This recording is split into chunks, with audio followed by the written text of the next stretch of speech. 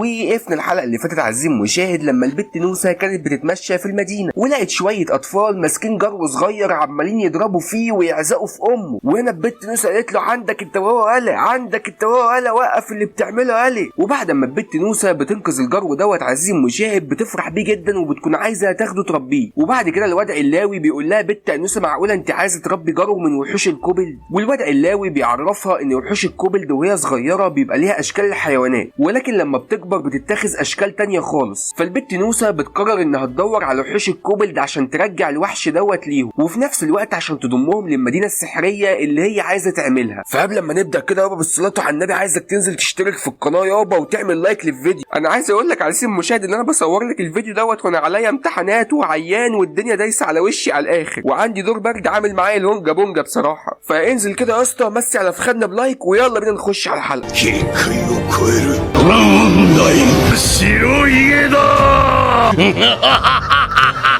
ライオン真のエスカノール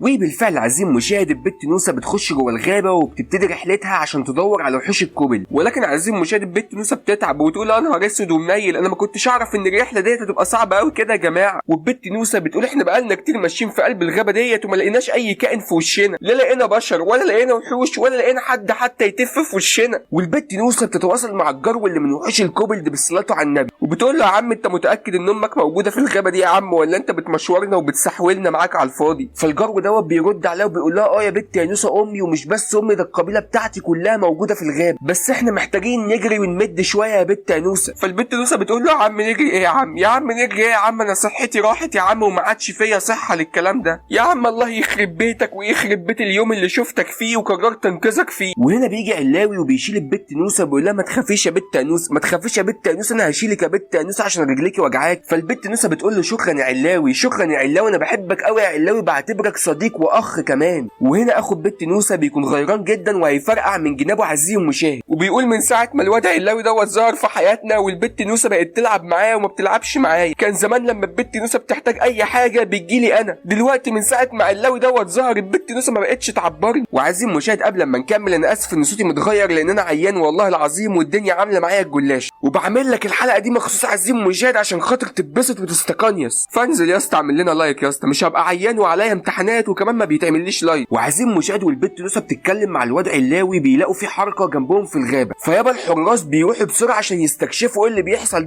لا تكون حاجه خطر ولا حاجه. وبيبصوا كده عزيزي المشاهد بيلاقي قدامهم كائن السلايم بالصلاه على النبي، وكائن السلايم اول ما بيشوفهم بيحمد ربنا وبيطلب منهم يساعدوه. والسلايم اول ما بيشوفهم بيقول لهم والنبي يا جماعه، والنبي يا جماعه خالتي السلايم بتولد، والنبي يا جماعه تعالوا ساعدوها يا جماعه. وبالفعل عزيزي المشاهد البت نوسه والمجموعه بتاعتها بيمشوا ورا السلايم لحد ما بيروحوا لخالته السلايم اللي بتولد، وبيتخضوا لان بيلاقوها سلايم عملاق كبير جدا. والبت نوسه بتفكر وبتقول السلايم لو ولدت هنا معظم عيالها هيموتوا لان الجو مش مناسب ليهم، لان السلايم المفروض بيعيش في المناطق الدافئه والجو هنا بارد جدا. ونوسه بتقول لها انت لازم تتحركي وتيجي معانا عشان ناخدك من المكان البرد ده. ولكن السلايم بتكلم البت نوسه وبتقول لها وانت عم يا بت نوسه ولا ما بتشوفيش ولا متخلفه ولا فيكي ايه؟ انت مش شايفاني حامل يا بت نوسه وحامل في 200 300 600 عيل، طب انا والنبي هقدر اتحرك ازاي؟ وهنا الواد علاوي بيتكلم وبيقول لها بت نوسه الحل الوحيد عشان السلايم ننقلها من هنا ان هي تسكن جسم حد فينا. فالبت نوسه بتقول له بس اللي انا اعرفه ان السلايم لو سكن جسم اي كائن بياكله من جوه وبيستولي عليه. فالواد علاوي بيقول لها بس في حاله استثنائيه لما السلايم بتكون بتحب حد ومتعلقه بيه مش بتاكله ومش بتسيطر على جسمه. فنوسه بتسال السلايم انت مين اكتر حد بتحبيه فينا يا سلايم؟ وطبعا عزيزي المشاهد مش محتاجه تفكير السلايم بتختار البت نوسه. فنوسه بتخاف وبتقول لها طب ايه رايك في الواد علاوي، بص ده شعره ازرق والله وبيضاني وحليوه. فالسلايم بتقول لها لا يا بت نوسه انا مش عايزه غيرك بصراحه. فالواد علاوي بيقول لها بت نوسه في خاصيه السلايم هتكسبها لك اول ما تخش جوه جسمك ان انت مهما تاكلي مش هتتخني. فالبت نوسه بتقول له قول وحياة امك يا علاوي، يعني انا مهما اكل واكل اللي انا عايزاه براحتي باي كميه مش هتخن ابدا؟ فبيقول لها وحياة امي وامك يا بت نوسه مهما تاكلي طول ما السلايم جوه جسمك مش هتتخني. والامير ويلي هنا بيتكلم وبيقول لهم في خاصيه كمان السلايم هتديها لك اول ما تخش جوه جسمك يا بت نوسه، نوسة ان معظم الهجمات مش هتأثر فيكي اصلا. وطبعا البت نوسة بتكون مش سامعة اصلا الامير ويل بيقول ايه، لانها قاعدة عايزين مشاهد تتخيل في الاكل اللي هي هتاكله بعد ما السلايم دوت يخش جسمها، وعمالة تقول يا ده انا بعد كده هعرف اكل محشي وكحك وبيتيفور وغريبة وبسبوسة من غير ما ادخل، ده انا هفتح محل مخصوص للشاورما السوري بالتومية وهاكله كله لوحدي. والبت نوسة بتقول موافقة طبعا موافقة طبعا على اللي انتوا بتقولوه. والبت نوسة عايزين مشاهد بتسمي السلايم دوت شيزوكو وبتعمل معاه عقد وبالفعل بيخش جوه جسمها. لو مش بس كده عايزين مشاهد ده بتعمل مع السلايم الصغير عقد وبتسميه هاكو. يلا ابو بلاش كتر منه، نوسة جايه العالم دوت عشان تعمل عقود سحريه مع الحيوانات والوحوش. وانا جرب الكوبل دوت بيتكلم وبيقول لها بت نوسة انت نسيتيني ولا ايه بت نوسة؟ عماله تعملي عقود سحريه مع الوحوش وتاكلي في سلايم وتفتحي في محلات شاورما سوري وسايباني ورمياني انا هنا. انت مش قلتي هتوديني لامي ولا انت هتسيبيني وتروحي محل الشاورما دلوقتي ولا هتعملي ايه؟ فالبت نوسة بتقول له ما تخافش يا عم هوديك لامك والله وهروق على فخدك واعمل لك كل حاجه. وبالفعل عايزين مشاهد البت نوسة بتاخد الجرو دوت وبيكملوا رحلته. وهنا النمر لارس بيتواصل مع البت نوسة وبيقول لها بت نوسة انا حاسس بطاقه غريبه في المكان. فبتقول له طاقه غريبه ازاي بس يا عم لارس؟ بيقول لها يا بت نوسة دي مش طاقه سحريه ولا طاقه بشر ولا طاقه اي وحش من الوحوش المقدسه اللي زي الطاقه اللي انا حاسس بيها بت نوسة هي طاقه غريبه واول مره استشعرها. وهنا البت نوسة بتفتكر ان الامير ويل كان قرأ لها في كتاب ان في بعض الكائنات بتتطور جدا لحد لما بتوصل لمستوى من القوه، المستوى دوت اسمه الحارس. فالبت نوسة بتقول يا جدعان احنا نتبع النمر لارس لان هو اللي هيوصلنا للحارس بتاع الغابه، وانت ولا علاوي انت والعنكبوت خراطي هتستنونا هنا بالصلاه على النبي. والنمر لارس عزيز مشاب بالفعل بيوصلهم للحارس بتاع الغابه، والحارس دوت بيبقى على شكل شجره عملاقه قوي قوي قوي عزيز مشاهد. والبت نوسة بتروح تتكلم مع الشجره ديت وبتقول له السلام عليكم يا عم الحاج انا نفرتيما اسفي بالصلاه على النبي، احنا اسفين يابا لو سببنا لكم اي ازعاج في الغابه. وهنا يابا الشجره ديت بترد عليها وبتقول لها لا يا بت نوسة ما تعتذريش انت ما سببتيش اي ازعاج ولا اي حاجه، بس انا بصراحه ربنا مستغرب يعني انتم المجموعه بتاعتكم غريبه جدا، يعني انت طفله بشريه ومعاكم النمر لارس ودوت واحد من الوحوش المقدسه السحريه، ومعاكم واحد من السلاله الملكيه اللي هو الامير ويل، ومعاكم واحد مستخدم قول السحر ويقصد هنا الواد لارف اخوها، انتوا عايزين ايه بالظبط يا بت نوسة من الغابه؟ فالبت نوسة بتقول له يا عم الحاج انا مش عايزه حاجه والله، انا لقيت الوحش الصغير دوت وعايز ارجعه لهم، فلو سمحت يا حارس الغابه افتح لنا البوابه اللي تودينا على وحوش الكوبلد بالصلاه على النبي. فبيقول لها يعني انت يا بت نوسة عايزه تقنعيني اللي انت واحده من البشر اللي بيضطهدوا الوحوش وبيطلعوا عين ابوهم، كل اللي هتعمليه لما تلاقي المخبأ بتاع وحوش الكوبلد انك ترجعي الوحش الصغير دوت لامه؟ فبتقول له اه والله العظيم يا عم الحارس انا مش مؤذيه والله ده انا كيوت خالص. لا بت نوسة انا مش هقول لك على مكان مخبأ الكوبلد فين ولا هفتح لك البوابه بالصلاه على النبي. فبتقول له بس لا يا عم الحارس لا يا عم الحارس ده انا كيوت والله ومش هعمل لهم حاجه. فبيقول لها البشر من زمان كانوا بيطاردوا في الوحوش ويفشخوا فيهم ويعملوا معاهم الهونجا بونج، فانا قررت ان انا اخفي وحوش الكوبلد عن عيون البشر لان انا ما اضمنش بصراحه ربنا بت نوسة البشر هيعملوا ايه تاني في وحوش الكوبلد. حسبي الله ونعم الوكيل فيكم يا بشريين، منكم لله منكم لله. فالبت نوسة بتقول له يا عم والله العظيم ما هعمل لهم حاجه، ده انا عايز ارجع الوحش دوت وتناقش معاهم في موضوع مهم كمان. فهنا الحارس الشجر دوت بيقول لها موضوع مهم يا بت نوسة. فالبت نوسة بتقول له يا عم ملك المملكه اللي جنبينا هيرسل مغامرين ومستكشفين من عنده عشان خاطر يبيدوا كل الوحوش اللي موجوده، فانا عايز اخش الوحوش ديت عشان اتكلم معاهم لان انا ناويه اعمل مدينه سحريه للوحوش في المملكه عندنا. ويابا الحارس بيقتنع ان يودي البت نوسة عند وحوش الكوبلد بصلاته على النبي، وبالفعل يابا الحارس بيفتح لهم البوابه. فالبت نوسة بتنادي الواد علاوي والعنكبوت غراطيا وبيخشوا كلهم جوه البوابه عم الحاج. واول يابا ما البت نوسة واللي معاها بيخشوا من البوابه السحريه ديت بيلاقوا حشره غريبه جدا بتهجم عليهم، ولكن يابا الصقر نوكس بيجي وبيقضي على الحشره ديت بكل سهوله بالصلاه على النبي. والواد علاوي بيتكلم وبيقول يا جماعه انا عندي خبرين لازم اقولهم لكم. الخبر الاول ان الحشره ديت سامه ولو كانت لمست حد فينا كانت هتفشخه. الخبر الثاني ان الحشره ديت بتتاكل وطعمها جامد جموده وفشيخ ومفيش منه اتنين. وبالفعل عايزين مشاب بياخدوا الحشره ديت وبيطبخوها وبيدوقوها وبيلاقوا طعمها جامد وفشيخ ومفيش منه اتنين. وهنا البت نوسة بتامر كل اللي موجودين انهم يصطادوا من الحشرات دي. فالفرسان بيسالوها لا يا بت نوسة عايزه تصطاد الحشرات دي كلها. فالبت نوسة بتقول له ما انت لو بتفكر لكده انت شايل مخك وحاطط مكانه سندوتش كبده.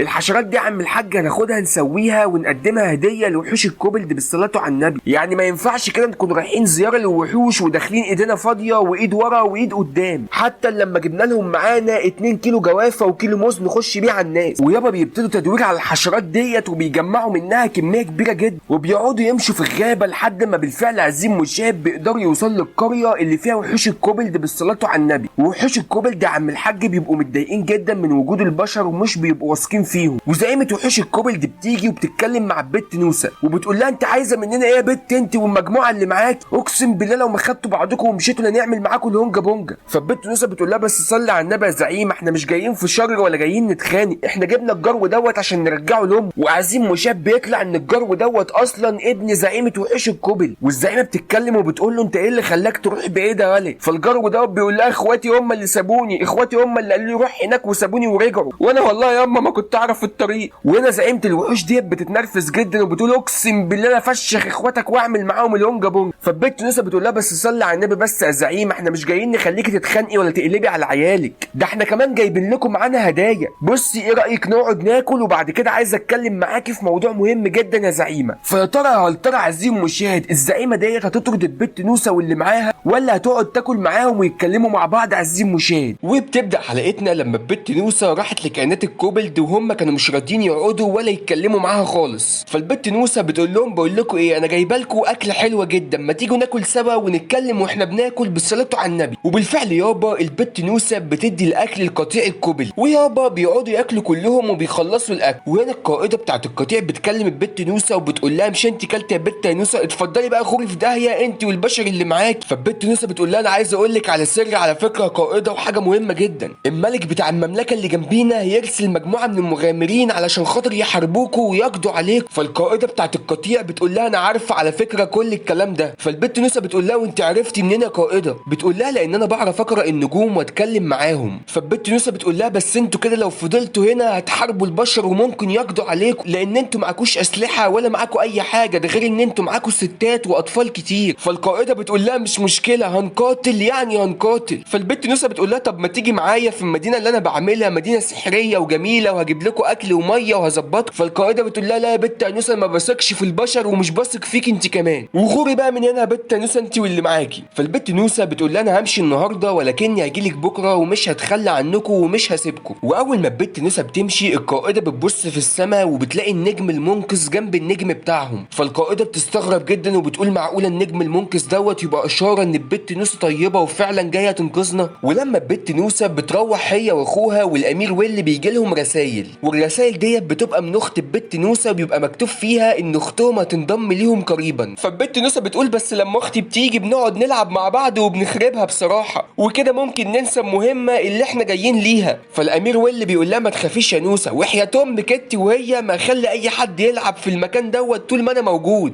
احنا ياما جايين لمهمه ولازم نخلصها مش جايين نلعب. احنا شرس وعنيف قوي الامير ويل ده. والبت نوسه بتجيب اكل تاني وبتروح عشان تزور كائنات الكوبل ده عشان تقنعهم يجوا معاها للمدينه السحريه. واول ما القائده بتشوفها بتقول لها انت جيتي تاني يا بت نوسه، انا قلت انك مش جايه والله. وهنا القائده بتاخد بالها ان البت نوسه في معاها عنكبوت صغير من الوحوش الاسطوريه، ومش بس كده ده معاها صغير السلايم كمان. فالقائده بتسال نوسه هي الوحوش السحريه ديت بتعمل معاكي ايه يا بت نوسه؟ وهنا نوسه بتعرفها حكايه العنكبوت غراطيا وان امه ماتت في الغابه فهي قررت تاخده وتعتني بيه. ونفس الكلام يابا صغير السلايم دوت البت نوسه لقيته في الغابه وقررت تعتني بيه. فالقائده هنا بتتكلم مع البت نوسه وبتقول لها بت نوسه معقوله انت طيبه بجد ومش عايزه تقضي علينا؟ فنوسه هنا بتقول لها انا عارفه ان البشر قعدوا يأذوا فيكم ويحاربوك ولكني نفسي انقذ الوحوش وانهي الحرب اللي ما بين البشر والوحوش دي خالص. وهنا القائده بتفتكر انها شافت النجم المنقذ امبارح في السماء وبتقول اكيد دي اشاره ان البت نوسه ديت طيبه ومش شريره. فالقائده هنا بتقول لها بت نوسه خلاص انا موافقه على الكلام اللي انت بتقوليه ولكن القرار مش بتاعي لوحدي. اي نعم انا القائده ولكن لازم نستشير برضو الحكماء السته بالصلاه على النبي. وبالفعل القائده بتاعت الوحوش بتمشي عشان تجهز اجتماع مع الحكماء السته بالصلاه على النبي. وساعتها بيجي واحد من وحوش الكوبلد وبيبقى اسمه هاني وبيقول للبت نوسه ازيك يا بت نوسه عامله ايه يا بت نوسه؟ انا جاي اشكرك يا بت نوسه اللي انت رجعتي الجرو بتاعنا تاني لقريه الكوبل. فالبت نوسه بتقول له انت شكلك مش زي شكل القائده. بيقول لها عشان وحوش الكوبلد دوت هو النوع الاساسي وتحت النوع الاصلي دوت بيبقى فيه كذا سلاله من سلالات الكوبل. يعني مثلا يا بت نوسه بيبقى فيه سلاله عندها مهاره الصيد وسلاله تانيه زي سلاله القائده بيبقى عندها مهاره التكلم مع النجوم وقراءه المستقبل، وسلاله بتبقى ماهره في استخدام الاخشاب ومهاره النجاره. وانا السلاله بتاعتي بتبقى ماهره في سحر العلاج. والبت نوسه طبعا مش بتبقى مركزه مع كلام هاني خالص وكل اللي بتعمله عزيم مشاهد انها بتقعد تحضن فيه وتتمسح فيه لان فرو ناعم جدا وبيعجب البت البت نوسة. وفي الوقت دوت بتيجي القائده وبتقول للبت نوسة: بت يا نوسة انا جمعت الحكماء ويلا عشان نجتمع ونشوف هنعمل ايه. والبت نوسة بتروح وبتعرفهم الخطه وبتعرفهم عن المدينه السحريه اللي هي عايزه تعملها. وساعتها الحكماء بيفرحوا جدا وبيوافقوا باقتراح البت نوسة. ولكن عايزين مشاب بيلاقوا صوت جاي من بعيد وبيقول لهم: اوعوا تصدقوها، اوعوا تصدقوا البشر يا جدعان، البت دي بتضحك عليكم وبتعمل فينا فخ عشان تاخدنا وتفشخنا كلنا ويعملوا معانا الهونجا بونجا. واللي بتكون بتتكلم ديت عايزين مشاهد بتكون واحده من صغار وحوش الكوبل، ولكنها بتكون من سلاله المستذئبين مش من سلاله الكلاب. وساعتها الحكماء بيتشتتوا جدا وبيقولوا: فعلا ممكن تكون البت نوسة ديت عامله لنا فخ عشان تفشخنا،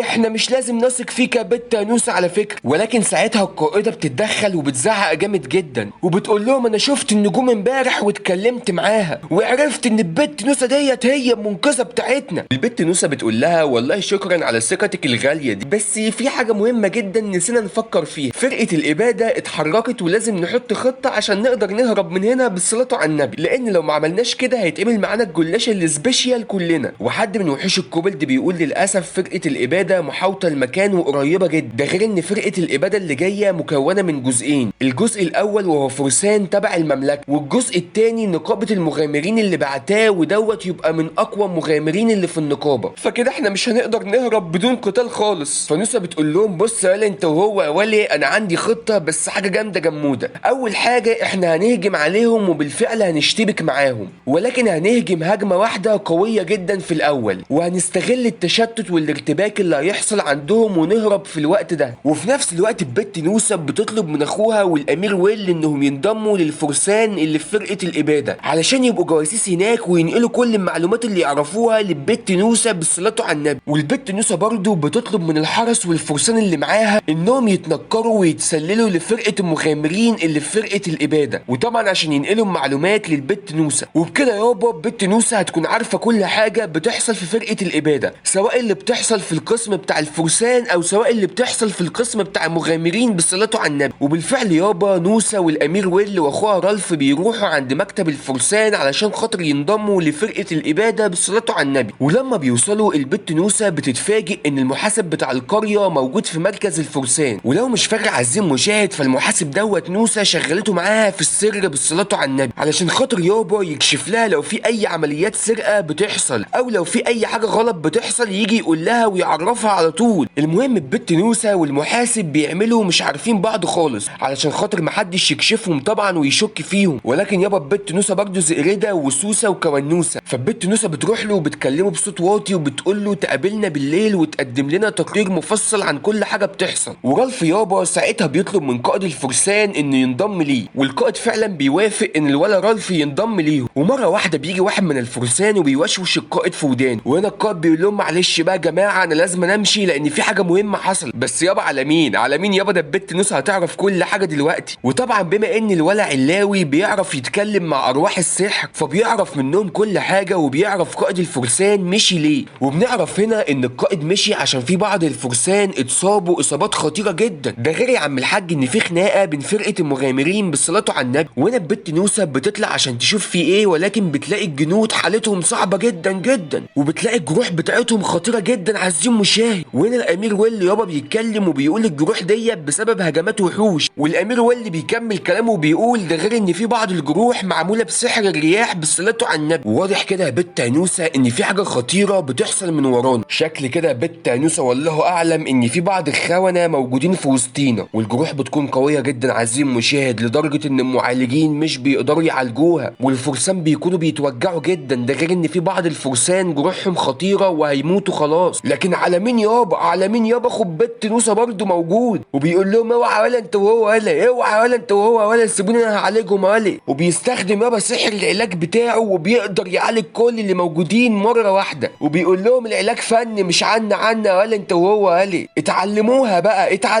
بقى ولا. والبت نوسة بتقول: ايوه بقى هو ده اخويا اللي مصيطني وبيخليني اتباهى بيه واتفشخر بيه قدام الناس كلها، الله عليك يا رالف يا معلمه. وساعتها اول ما بيفوقوا الامير ويلي بيسالهم: انتوا فاكرين مين اللي هجم عليكم وعمل فيكم كده؟ فالفرسان بيقولوا له: بص احنا مش فاكرين كل اللي هجموا علينا، ده غير ان في كتير ما شفناهمش اصلا، بس في واحد فاكرينه وكلنا شفناه، وده كان واحد من المغامرين بيقدر يروض الوحوش. وساعتها الامير ويل بيقول شكل في خونة كتير في الجيش بتاع الاباده، ولازم نتعامل مع الموضوع ده في اسرع وقت لانه كده هيبقى خطر على المملكه. فيا ترى يا هل ترى يا عزيزي المشاهد يا حته سكر، الامير ويل هيقدر يمسك ويقفش الخونه اللي في المملكه ولا مش هيعرف؟ ومين هو مروض الوحوش دوت عزيزي المشاهد؟ وايه هي الوحوش اللي بيعرف يروضها اصلا؟ وهل وحوش الكوبلد فعلا هيقدروا يهربوا ولا هيتعمل معاهم الهونجا بونجا كلهم؟ وايه التقرير اللي هيقدمه المحاسب للبت نوسة؟ وبتبدا الحلقه صديقي لما البت نوسة بتخلص قعدتها مع كائنات الكوبلد وبتروح وبتقول ياه كان يوم مرهق جدا، انا مال انا ومال كائنات الكوبلد والفرسان والحرب اللي بتحصل والكلام ده كله، انا طفله عندي 4 سنين يعني المفروض اكون عايشه حياتي ومتدلعه، يلا محدش واخد منها حاجه انا هخش انام بقى. والبت نوسة بتروح تقول لاخوها تصبح على خير قبل ما بتنام، ولكن لما بتروح بتلاقي المحاسب اللي هي كانت معيناه جاسوس قاعد مع اخوها هو والامير ويل بالصلاه على النبي، وبيقول لها كويس اللي انا شفت كنوسه علشان كنت عايز اقول لك التقرير النهارده ضروري. فالبت نوسة بتقول يا دي الليله الزرقاء يا دي الليله الزرقاء، انا كنت داخله انام يا جدعان هو في ايه؟ اتفضل يا عم ارغي وتربني يا ما جاب الغراب لامه. فالمحاسب بيقول لها رئيس المنطقه طلع حرامي يا بت نوسة، ده غير ان في كتير من الفرسان حراميه برضه وبيطلبوا مكافآت عاليه جدا من المملكه على مهمات صغيره قوي، ورئيس المنطقه سايبهم لانه بيقسم معاهم الفلوس. وساعتها الامير ويل بيقول له انا قلبي كان حاسس والله. والامير ويل بيساله انت عندك اي دليل على الكلام اللي بتقوله؟ فالمحاسب بيقول له انت عارف طبعا يا جناب الامير ان الفرسان مالهمش اي دفاتر بيتكتب فيها الفلوس اللي بياخدوها، وبصراحه انا معيش اي دليل، ولكن كل اللي بحكيه انا شفته بعينيا لاني شغال معاهم.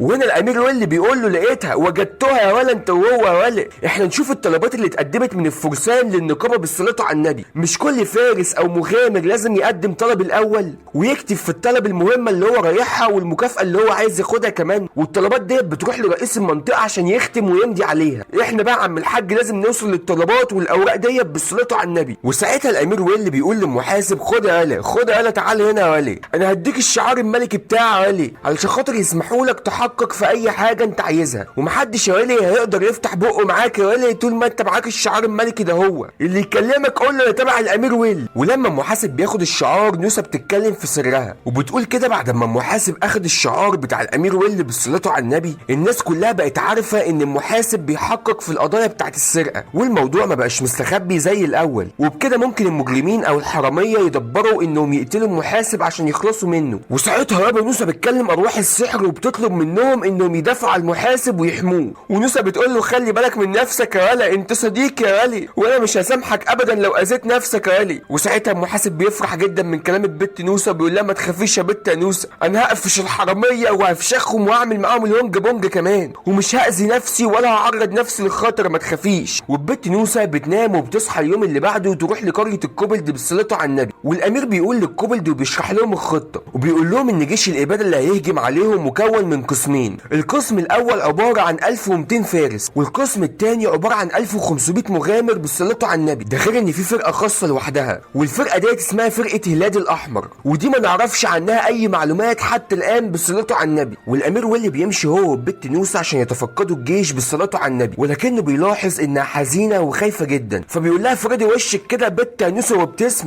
انت اللي جات لك الفكره بتاعت المدينه السحريه، وانت اللي جات لك الفكره انك تجمعي الوحوش وتحطيهم في مكان واحد، وانت اللي جات لك الفكره انك تنهي الحرب بين البشر والوحوش بالصلاه على النبي، يعني انت يا بت نوسة تعتبر القائد بتاع الوحوش كلها. ويا بت نوسة الملك او القائد ما ينفعش يظهر عليه علامات الخوف، لان لو الرعيه شاف الملك بتاعهم على وشه علامات الخوف هيفقدوا الثقه في نفسهم. عارفه يا بت نوسة بما ان انا الامير بتاع البلاد وابويا الملك فانا هيجي يوم واحكم البلد دي بالصلاه على النبي، وببقى خايفه يا بت نوسة القرارات اللي احنا بناخدها هتودي الشعب بتاعنا في داهيه، لكن رغم ده كله يا بت نوسة ورغم ان انا ببقى متحطم من جوايا لكن لازم اكلم الشعب بتاعي بكل ثقه وبكل فخر، لان ده من واجبات القائد، لازم القائد او الملك يطمن الشعب بتاعه يا بت نوسة. وفي وسط ما الامير ويل بيكلم البت نوسة بتيجي ارواح السحر وبتقول له على اخبار مهمه جدا، وبتقول له ان مروض الوحوش هينضم للمعركه في جيش البشر وهيبقى ضدهم هو والبت نوسة. والامير ويل بيروح يقول للكوبلد ان تم استدعاء مروض وحوش بالصلاه على النبي ولازم نقبض عليه اهم حاجه لانه خطير جدا وممكن يسبب خسائر كتير لينا. وفي وسط ما هما بيتكلموا ام مستذئبه بتيجي وبتقول لهم جيش العدو بيتحرك ناحيتنا يا جدعان، والكوبلد ونوسة بيستخبوا في موقعهم عشان يبداوا الهجوم بالصلاه بالصلاه على النبي. والواد علاوي بيستخدم سحر الضباب علشان خاطر يخلي جيش العدو ما يعرفش يشوف بالصلاه على النبي. والنمر لارس يابا بيستخدم سحر الطبيعه. وفي نفس الوقت كائنات الكوبلد بتهجم على الفرسان، وبتكون الخطه انهم يحطوا منوم ويخلوا اكبر عدد من الفرسان يناموا. وساعتها بيجي اخبار من ارواح السحر للامير ويل انهم قبضوا على مروض الوحوش يا عم الحاج انت وهو. والامير ويل هو ونوسة بيروح للمكان اللي قبضوا فيه على مروض الوحوش بالصلاه على النبي. ولكن يابا المروض بيخلي الوحش يهجم على البت نوسة. بس يا عم الحاج على مين؟ العنكبوت غراطيا بيهاجم على الوحش وبيحقن سم في مروض الوحوش كمان عشان ما يقدرش يستدعي وحوش تاني. وساعتها الامير ويل بيؤمر باطلاق الافخاخ اللي هم عملوها، وبيبقى كل هم نوسة والامير ويل ان هم عايزين الجنود تنام او معداتهم تبوظ او حتى يتصابوا اصابات خفيفه علشان خاطر ينسحبوا. والكوبلد يستغلوا الوقت دوت ويهربوا بالصلاه على النبي. ولكن يابا فرقه اليد الاحمر بتتدخل بالصلاه على النبي وبيبوظوا الافخاخ بتاعه الامير ويل. فبيضطر بعض وحوش الكوبلد انهم يقاتلوا فرقه اليد الاحمر علشان خاطر ما يبوظوش الخطه بتاعتهم. ولكن يابا الفرقه ديت بتبقى قويه جدا وبيقضوا على كل كائنات الكوبلد اللي كانوا بيقاتلوهم. وانا نوسة بتقول سحر النار هينفعنا جدا وهيقلب موازين المعركه. فبتتكلم مع التنين سول وبتقول له اهجم عليهم يا عم التنين، احنا بنتسحل وبندعك وبيتمسح بكرامتنا الارض يا عم التنين، اعمل اي حاجه. ولكن السحر بتاع التنين بيبقى قوي جدا لانه من الكائنات الاسطوريه بالصلاه على النبي. فلو التنين عمل اي هجمه هيموت كل اللي في المكان بالصلاه على النبي. فنوسة بتقرر انها ترجع في كلامها وبتطلب من بعض كائنات الكوبلد انهم يعملوا خدعه سحريه تبين ان في نار عملاقه علشان خاطر جيش العدو يعرف ان في سحرة اقوياء وينسحبوا مؤقتا. وبالفعل يابا ده اللي بيحصل والجزء ده من الجيش بينسحب.